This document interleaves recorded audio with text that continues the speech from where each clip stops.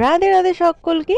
আজ একটুখানি বেরিয়েছিলাম কলেজের উদ্দেশ্যে। ঠান্ডাটা বেশ জাঁকিয়ে পড়েছে, যার কারণে এরকম মুড়ি দিয়ে বেরিয়েছিলাম। আর দেখো তখন কিন্তু প্রায় 10:30 থেকে 11টা বাজে, কিন্তু তবুও দেখো সূর্য মামার দেখা নেই। আবার দেখো কত কুয়াশাও রয়েছে। কলেজে পৌঁছে তো আমার রীতিমতো মাথায় হাত, যে কলেজ কি ছুটি নাকি, যার কারণে কেউই আসেনি।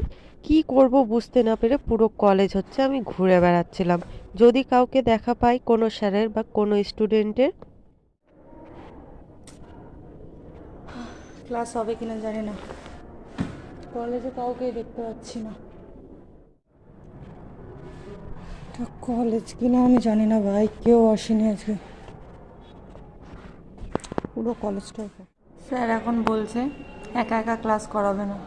এখন আমি কাকে খুঁজতে যাব, কোথায় পাবো স্টুডেন্ট? তাও আবার আমার সাবজেক্টের, আমার সেমিস্টারের, কই পাবো এখন স্টুডেন্ট? কি জ্বালা রে ভাই, কেন এলাম আমি?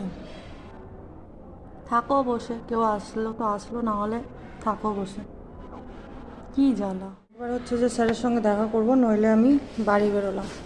আমারও তো ধৈর্য নেই বাবা, এগুলোর দিক থেকে একা একা বসে থাকো। চলো।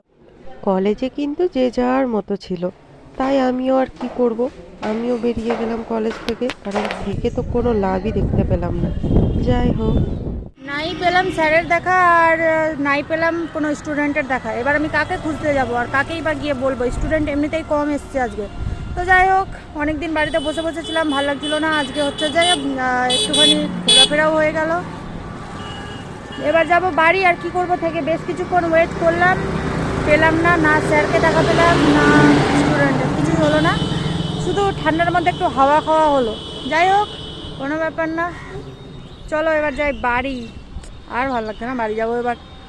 বাড়িতে থেকে থেকে বাড়িতেই ভালো লাগছে, বাইরে কোথাও আবার ভালোই লাগছে। এই আসলে পরে যাব বাড়ি। গাড়ি এখনো আসে নাই, গাড়ি আসতেছে। চলো বাড়ি যাবো এবার। মুখটাতে ঠান্ডা